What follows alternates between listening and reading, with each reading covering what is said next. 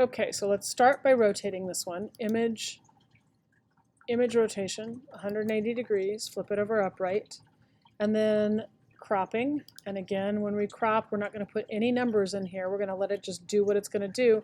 This one you can straighten a little bit if you wanted to, if you click that straighten button, and then just draw a line here. It's a minor little angle, 0.3, negative 0.3, and just as a little bit of a twist there, and then of course finish our crop.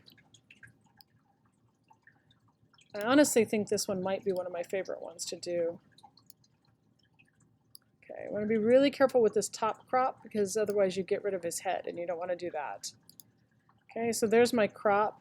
Because of this, black and white really helps. So image adjustments, desaturate, and then I think we can go ahead and risk the levels. Pretty much a true black and a true white. Excuse me.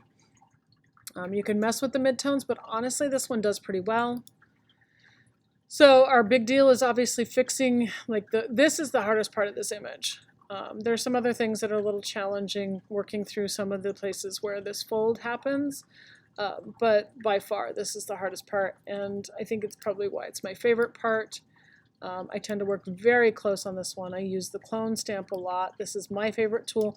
Does not mean it's the best tool for you. Like, experiment, see what you think. But I might come in here and target here and just start by filling in the hair a little bit, and maybe even going straight up, target here, and do something like this, and get rid of some of the easy stuff right off the bat, right? Sometimes I feel like if you work around and get rid of the easy stuff first, it helps you to see it. Like I could come in here and use my spot healing brush. Obviously you need to bring that down a lot. Do something like this. See if I can get that to, looks pretty good. Okay, so clean some of these things up around the face. And then just doing this, the face, like I said, I tend to like the clone stamp tool. I'm going to use the shadow of his jawline.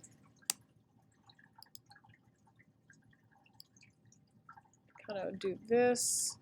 And I just retarget a lot. So coming in here. The eye is really hard.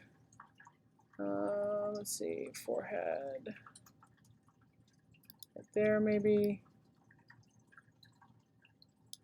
Maybe here. There's a little bit of a crease here. It's really easy to get, oh, too far. To get too, I don't know, repaired, I guess, on this one, so you want to be careful.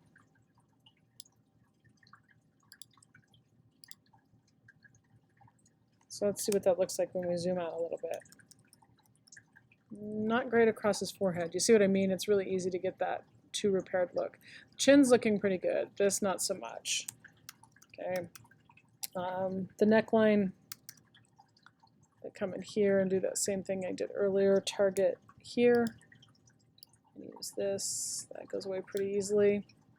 This smoothing that almost might be worth trying patch tool and just doing something like this and using somebody else's forehead and see what it does. Deselect. That's a little better than it was. Okay, so you see the plan here. I could probably stand to smooth that out a little bit on his cheek too. Zooming in. So same idea with this patch tool. I've got all this stuff where it looks very lined. So I'll grab this and see if I can't find a cheek to use, or even a forehead, honestly. I may have gone a little bit big for anything I want to do. That's my problem there. Deselect. Let's do a little smaller space. So maybe forehead, his forehead. Deselect, smooth it out a little bit. Come in here.